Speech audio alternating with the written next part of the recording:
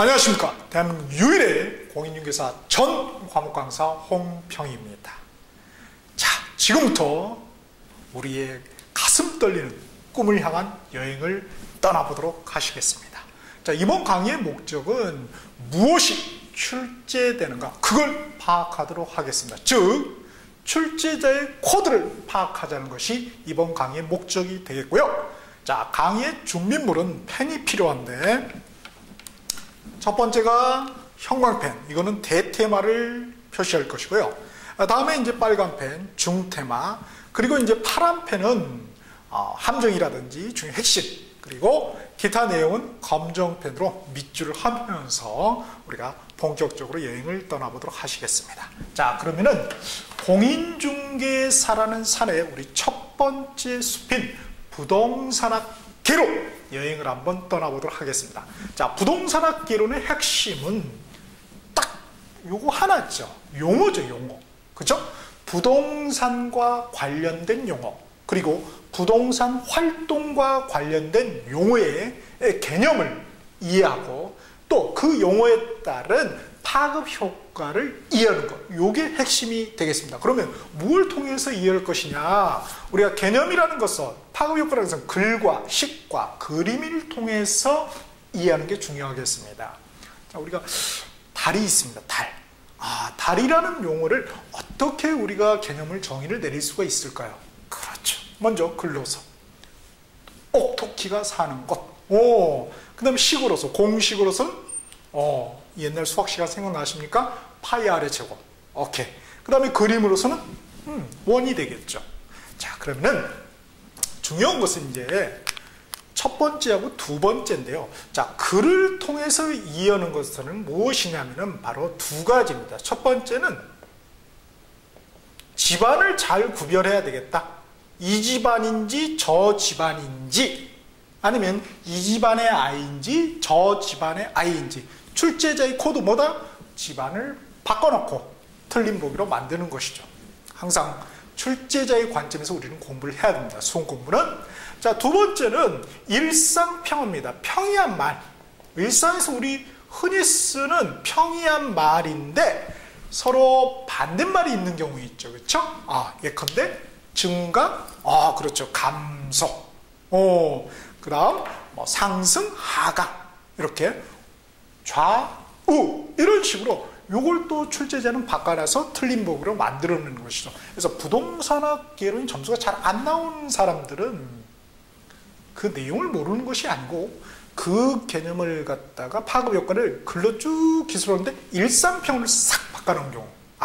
그래서 이제 그걸 캐치를 못하기 때문에 점수가 잘 안 나오는 것입니다. 그러면은 그것만 잘 캐치하면 점수는 잘 나오겠네. 오케이. 그렇죠? 자, 그래서 일상평을 잘 구별하자. 그 다음에 공식으로 표기가 될 수가 있겠죠. 용어의 개념을. 자, 공식의 경우는 요게 이제 우리 계산 문제로 출제가 됩니다. 그렇죠? 그래서 그런 것도 이제 문제를 통해서 우리가 파악을 해야 되겠습니다.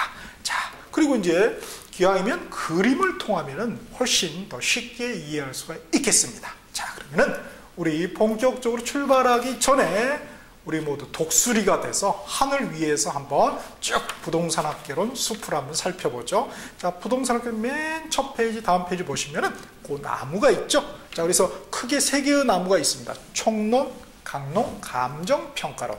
그 중에 이제 총론 한번 여행을 떠나보도록 하시겠습니다. 자, 총론은 보니까 왼쪽에 개념 분류, 오른쪽에 특성, 속성 두 가지가 있네요. 그죠? 자, 그 나무가 그려진 오른쪽 페이지를 보면 핵심 밑에 총론이, 그죠? 전체적인 핵심을 한번 먼저 살펴보죠. 첫 번째가 부동산의 개념, 그리고 부동산의 분류가 중요합니다. 그 중에 특히 복합 개념이라는 거, 그리고 부동산 중에서 토지, 건물인데 기왕이면 토지, 그죠? 토지를 어떻게 분류하느냐, 그 용어의 개념을 갖다가 구별하는 거, 그쵸? 그게 중요한 포인트가 되겠죠. 그 다음에 두 번째는 나무까지인 부동산의 특성, 속성에서 첫 번째가 토지의 자연적 특성, 또는 물리적 특성, 그 개념을 이해하고 그에 따른 파급 효과를 이렇게 글과 우리 글을 통해서 이해하는 것, 이게 포인트가 되겠습니다. 그 다음에 이제 부동산의 속성, 이렇게 되죠. 자, 그러면은 이제 구체적으로 한번 들어가 봅시다. 자, 그래서 이제 첫 번째가 우리 총론이죠. 자, 총론 펴시면은 우리 첫 번째 테마가 부동산의 개념 분류가 나와 있습니다. 자, 핵심 밑에 보면은 부동산 개념 나와 있죠. 거기다 형광펜으로 밑줄 쫙 하시고요. 자, 일단 본격적으로 출발하기 전에 부동산을 바라보는 관점 여러 가지가 있는데요. 우리가 부동산을 바라본다. 그러면 부동산이 있는 그대로 바라보는 거, 그걸 갖다 우리가 물리적 관점, 저는 자연적 관점이라 할 수 있겠죠. 그 다음에 있는 그대로가 아니고 인간이 개입돼서 뭔가 인간의 어떤 관점에서 바라보는 거, 요거는 뭐가 되겠습니까? 인문적 관점 이렇게 되겠죠. 요렇게 바라볼 수 있다는 거. 그래서 요 양대축으로 우리 부동산학계로는 흐르게 되겠습니다. 자, 그러면은 첫 번째 출제 테마인 부동산의 개념. 오른쪽 날개 박스 보시면 출제자 의도 있죠. 그죠? 그 중에 특히 뭐예요? 복합 개념의 부동산. 이걸 어떻게 출제자는 출제하느냐? 보니까 첫 번째, 경제적 개념의 부동산의 구체적인 예. 이거를 갖다가 아느냐? 즉, 다른 거하고, 다른 개념의 부동산이 있겠죠? 그거하고 구별해낼 수 있겠냐? 아, 그거구나. 그 다음, 두 번째 점은 유형적 측면과 무형적 측면을 구별할 수 있겠느냐? 이걸 서로 뒤바꿔놓으면 틀리겠죠. 그러니까 이게 뭐예요? 유형, 무형. 서로 반대말이죠. 반대말이니 일상평화예요. 그거를 갖다가 구별해내는 거. 그래서 출제자의 코드는 뭐다? 요거를 갖다가 섞어놓고 그거를 틀린 보기를 판단해낼 수 있는가? 그걸 이제 묻고자 하는 것입니다. 시험에서는. 자, 그러면은 물리적 개념은 뭐 자연공간, 미치 환경에서 물리적으로 보이는 거니까 유형적 측면이 되고요. 그 다음에 인문적 개념 보니까 경제적, 법률적, 기술적 개념의 부동산이 있겠죠. 그걸 갖다 뭐라고 그런다? 쭉 보시니까 화살표로 자, 빨간 펜 밑줄 하겠습니다. 복합 개념의 부동산. 아, 복합. 여러 개 섞어져 있다는 거죠. 그래서 경제적, 법률적, 기술적 개념의 부동산. 그래서 특히 이제 우리 경제적하고 법률적이 있는데 그 중에 경제적 개념의 부동산 보니까 자산, 자본, 생산요소, 소비재, 상품. 얘들이 어느 집안 아이들이죠? 그렇죠. 경제적 개념의 부동산의 아이들이죠. 그걸 갖다가 뭐 법률적이나 기술적으로 출제자는 그렇게 출제한다는 것입니다. 오케이. 자, 다음에 두 번째가 법률적 또는 법제도적 개념의 부동산이라는데 협의 광의가 있습니다. 협의는 좁은 거, 협소한 의미죠. 그다음에 광의는 넓을 광자, 넓은 뜻에. 그래서 협의는 토지 및 그 정착물, 그다음에 광의는 협의하고 플러스 준부동산이 되겠고요. 자, 그다음에 기술적은 이렇게 참고적으로 한번 읽어보시면 되겠습니다. 그래서 경제적하고 법률적 개념의 부동산은 무형이죠, 무형. 그에 반해서 기술적 개념의 부동산은 유형적 측면이다. 자, 파란 펜 준비 되시죠? 자, 경제적, 법률적, 기술적, 무형, 유형. 이렇게 파란 펜으로 밑줄 쫙 해놓으시면 되겠습니다. 자, 이렇게 해서 첫 번째 테마, 부동산의 개념 맞고요. 그 다음에 여기서 조금 디테일하게 들어가면은 다음 페이지 보시면은 정착물이 있죠. 정착물은 뭐예요? 복합 개념의 부동산에서 법률적, 제주도 개념의 부동산이죠. 그래서 보시면은 그 협의에 보면 토지 및 그 정착물이었잖아요. 첫 번째가 그 정착물은 토지, 그라는 것은 토지죠. 그렇죠? 그 정착물이다. 그래서 부동산입니다. 그렇죠? 그래서 다음 페이지 보시면 정착물에다 빨간 펜으로 밑줄 쫙 하시고요. 자, 출제자 의도 왼쪽 날개 박스 보시니까 부동산에 해당되는 정착물하고 해당되지 않은 정착물을 잘 구별할 수 있는가? 출제자는 그걸 묻고자 하는 것이죠. 그래서 세 번째 밑에 보니까 해당은 O, 비해당은 X 해가지고 표로 두 번째 표로 나열이 되어 있죠. 그래서 해당, 비해당에다 파란 펜으로 밑줄 쫙 하시고요. 비해당에 검정펜 밑줄 긋겠습니다. 임차인, 정착물, 경작, 수확물, 가식, 가짜로 심은 거죠. 가식의 수목, 요런 것들은 뭐예요? 그 정착물이 아니다. 따라서 어떻게 된다? 부동산이 아니다. 이걸 부동산이라면 틀리다는 것을 캐치해낼 수 있겠는가? 그게 출제자의 코드가 되겠습니다. 그 다음에 이제 참고적으로 다음 페이지 보시면은 준부동산 또는 의제 간주 같은 말이에요. 요거는 민법상 부동산은 아닌데 마치 뭐예요? 부동산 같이 취급해 준다. 그래서 우리 밑에 보니까 임목이라든가 광업주당, 자동차 이런 것들이 해당이 되겠죠. 그래서 앞에 복합 개념의 부동산에서 법률적 개념의 부동산에서 협의 광의에서 광의에 그죠. 광의가 뭐예요? 협의 플러스 준부동산이었죠. 그게 준 요겁니다. 그 다음에 이제 복합 개념의 부동산하고 비교되는 밑에 복합 부동산이 나와 있죠. 그래서 복합 부동산에다 검정 펜으로 밑줄을 하시고요. 이건 좀 차이가 있다는 것 구별하시면 되겠습니다. 자, 두 번째 출제 테마는 밑에 부동산 분류죠. 부동산 분류에다 형광펜으로 밑줄 쫙 하시고요. 자, 여기에서 특히 부동산은 당연히 뭐예요? 토지하고 건물이 이제 대표적이겠죠. 그래서 토지 분류에 빨간 펜으로 밑줄 쫙 하시겠습니다. 자, 오른쪽 날개 박스 보시면 출제자 의도가 토지 분류. 비슷한 토지의 용어 개념을 구별할 수 있겠는가? 집안을 구별하는가? 그리고 거기에 쓰인 용어들, 일상평어들을 구별해낼 수 있겠는가? 그게 출제자의 코드가 되겠습니다. 자, 그러면 우리 시험에서 자주 출제됐던 토지의 분류 용어를 보면은요, 네 번째가 낮이죠. 낮이는 보니까 밑에 표 보니까요. 낮이라는 그 자체는 뭡니까? 나가 우리가 벗은 거를 갖다 우리가 나체라고 그러죠, 그렇죠? 우리 인간의 그렇죠? 그럼 토지 같은 경우는 뭐예요? 나체, 토지를 체라고 하기는 좀 그렇죠. 그러니까 지, 그래서 나지. 토지한테 옷은 뭐죠? 그렇습니다. 건물이 되겠습니다. 그러니까 건물이 없는 그런 토지를 갖다 우리가 낮이라고 그런다. 근데 낮이를 갖다 또 구체적으로 펴보니까 저지, 갱지로 구별했죠. 공법상 규제는 다 받겠죠. 그렇죠? 국가의 규제는 다 봤습니다. 그런데 사법상 규제, 그러니까 저당권이 설정되어 있다는 그런 걸 말하겠죠. 사법적인. 자, 요게 이제 없으면 갱지고요. 요게 만약에 근저당 이런 게 있다. 그러면 사법 규제를 받는 거죠. 요게 저지가 되겠습니다. 그래서 거기 나지, 저지, 갱지에다가 파란 펜 밑줄 쫙 하시고요. 표에서 사법 규제. 그 유무, 그걸 잘 구별해낸 거. 그게 출제자 코드고요. 밑에 당구 표시로 경제성 또는 시장성 순서. 어떤 게 제일 좋냐? 갱지가 당연히 제일 좋겠죠. 그쵸? 사법 규제에 없는 거. 그 다음에 저지, 그나마. 건부지가 제일 안 좋습니다. 건축물이 있는 부지가 제일 가치가, 경제성이 떨어지죠. 왜? 건물이 있으면 더 좋을 것 같은데?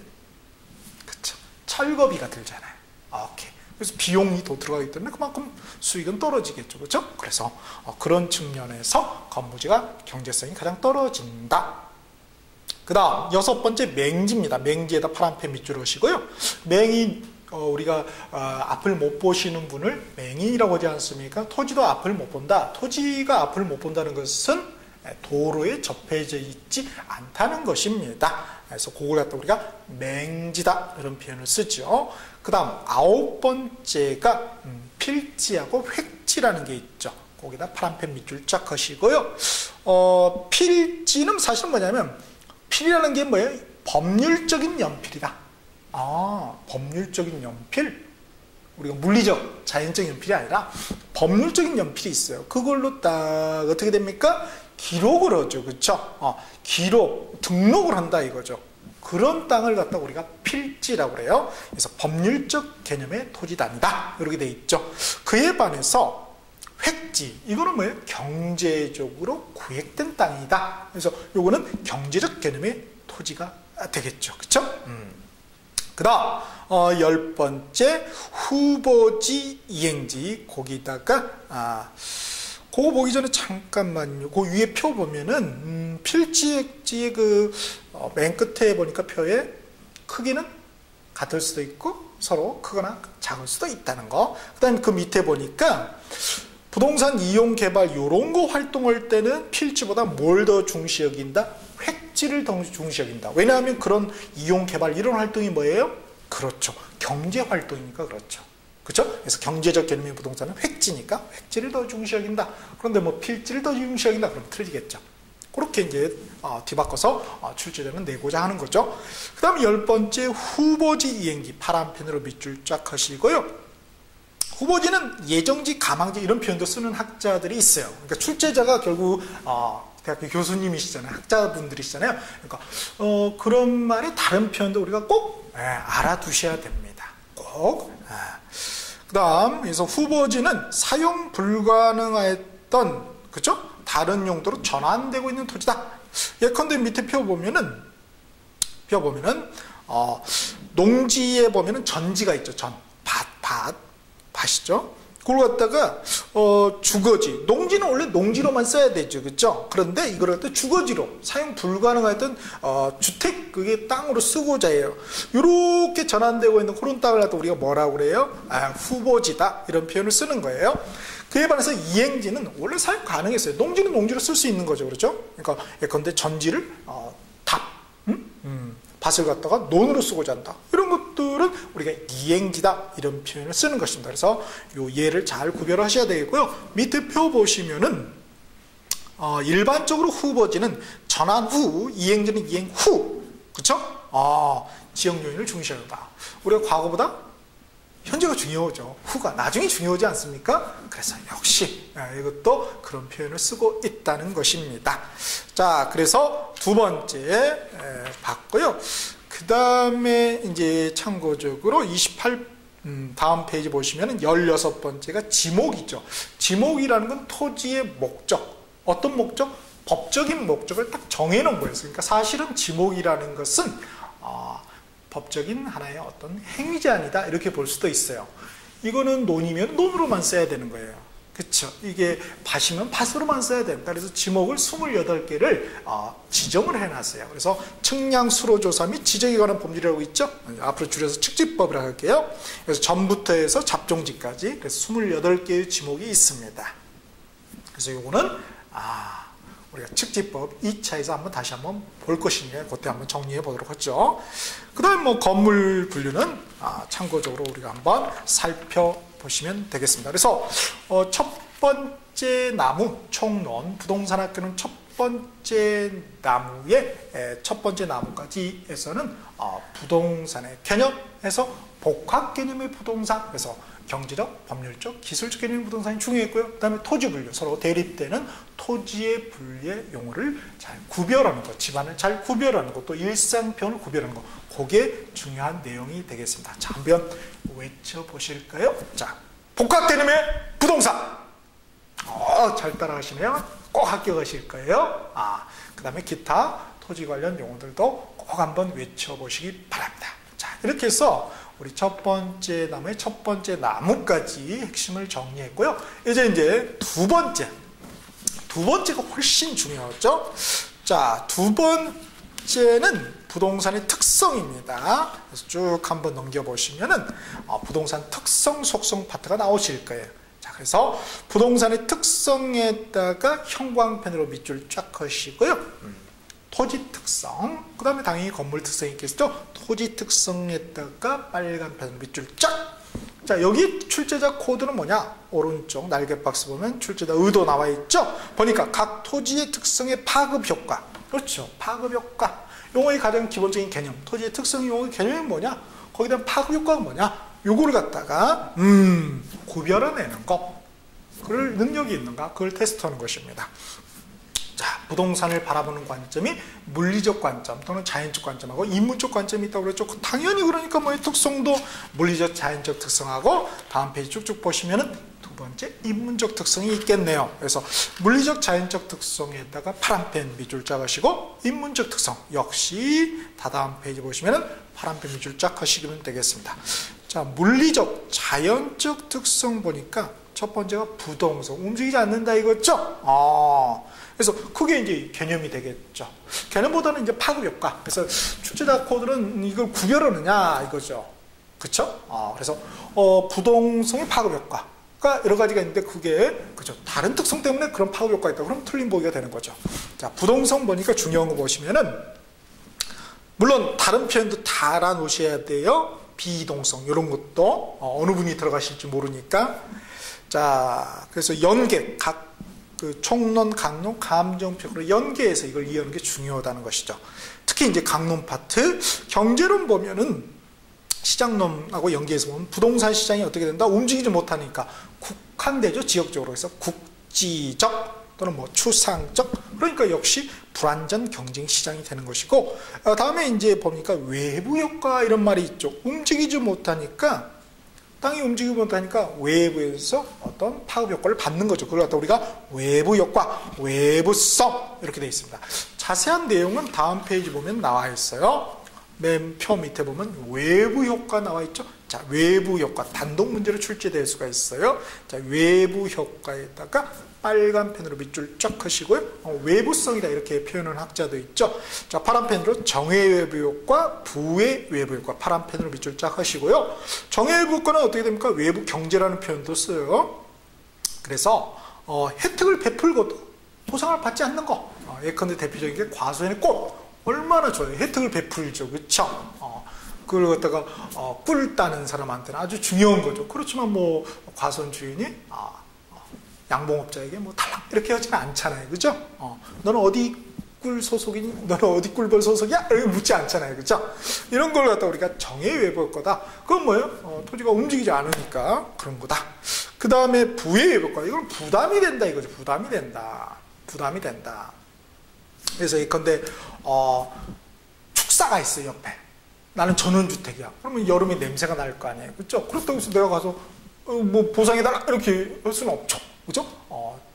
절이 싫으면 죽이 따라라 뭐 이런 말이나 듣겠죠. 그래서 그런 거는 이제 우리가 부담이 된다. 그래서 짐질 부자를 써서 부의 외부과 또는 외부 불경제다. 그래서 손실 입히고도 보상하지 않는 것 이런 것을 말하겠죠. 그래서 정의 외부과 부의 외부과 그 표 비교한 거 잘 구별하셔야 돼요. 그래서 사적 편익보다 정의 외부과는 사회적 편익이 더 크다. 그렇죠? 개인적인 편리함과 이익보다는 과수원 농장주의 이익보다는 사회적 편리함 이익이 더 훨씬 더 큰 거죠.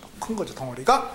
그 다음에 역시 그러니까 편리함과 이익의 반대말은 비용이죠. 그러니까 그것은 또 부동과가 반대로 나타나겠네요.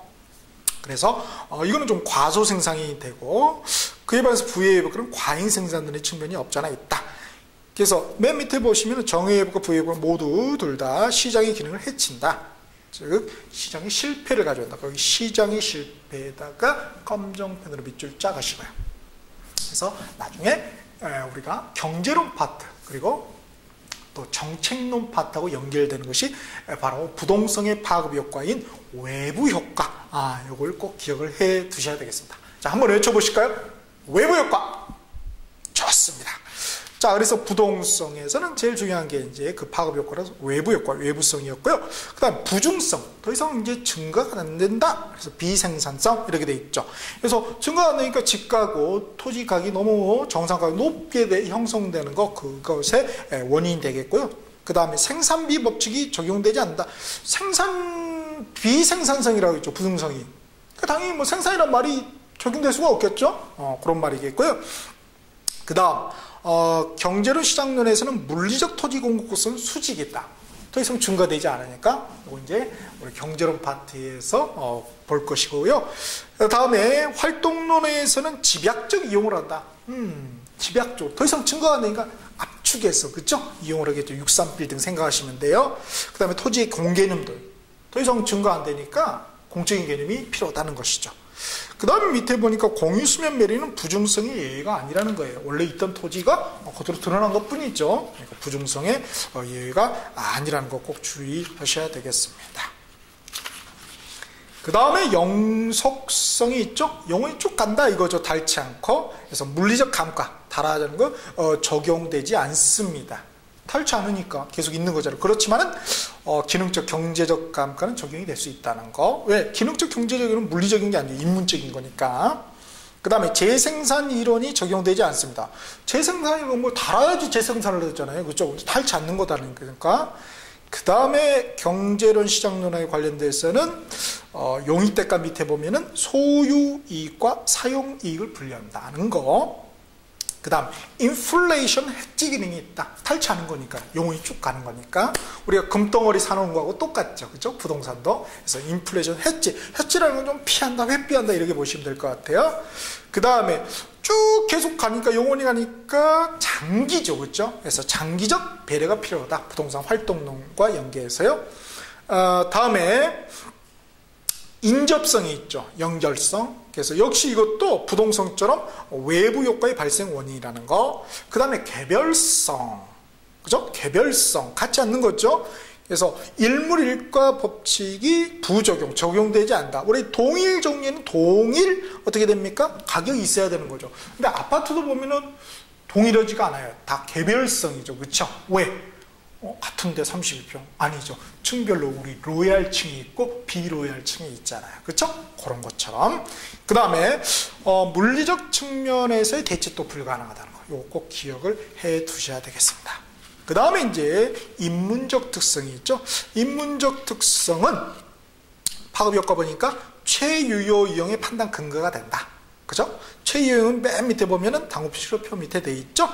보통 사람, 통상의 사용능을 가진 사람이야 최고 최선의 이용. 이걸 갖다 최유효 이용이다. 최고로 잘 이용한다 뭐야?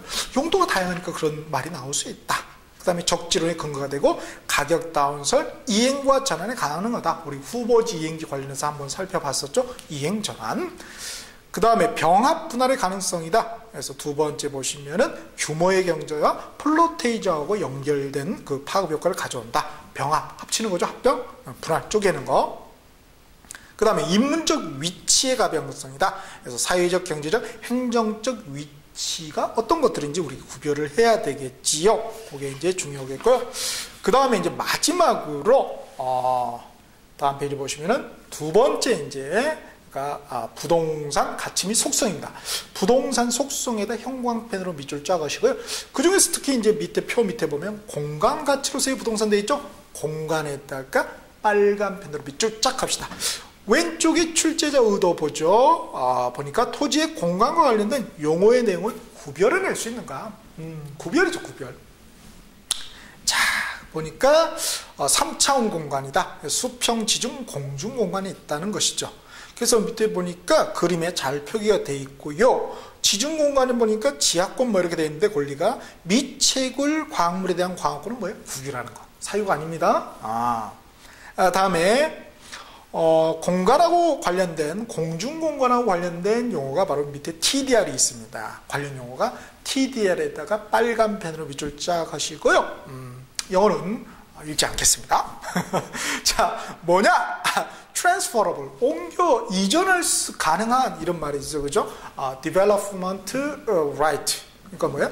개발 권리다. 그래서 이전과는 개발권, 공중개발권 이렇게 또 돼 있죠. 그래서 토지를 딱 팠는데 뭐가 있는 거예요? 이거 역사 유적지야. 그러면 여기서 개발할 수 없잖아요. 그러니까 뭐야? 그만큼 다른 지역에서 개발할 수 있게 한다 이거죠. 그렇다면 또 그런 권리를 뭐예요? 팔아먹을 수 있다. 그게 이전 가능이죠. 다른 사람에게. 그래서 우리나라에 있는 제도는 아니고 미국에 있는 제도가 되겠습니다. 자, 이렇게 해서 우리 부동산학 개론의 첫 번째 나무인 총론의 첫 번째 부동산의 개념에서 특히 복합 개념 중요했고요. 그 다음에 부동산의 분류, 특히 토지 분류 요게 중요했고, 그 다음에 두 번째 나무까지는 토지의 특성, 그죠? 토지의 특성, 그 다음에 토지의 속성 요게 중요했습니다. 특히 가장 중요한 것은 뭐다? 바로 토지의 자연적 특성 에 관련된 용어의 개념하고 그 파급 효과를 글을 통해서 우리가 정확하게 구별할 줄 알아야 되고, 그게 현실 사례하고 연계됐을 때 과연 이게 무슨 특성인지 또 무슨 특성에 따른 파급 효과인지를 구별해내는 것, 이거는 이제 우리가 기출문제를 통해서 확인해 보실 수가 있겠습니다. 자, 이렇게 해서 첫 번째 우리 부동산학교는 첫 번째 나무를 출제자의 관점에서 한번 조목조목 초스피드로 한번 정리해 보았습니다.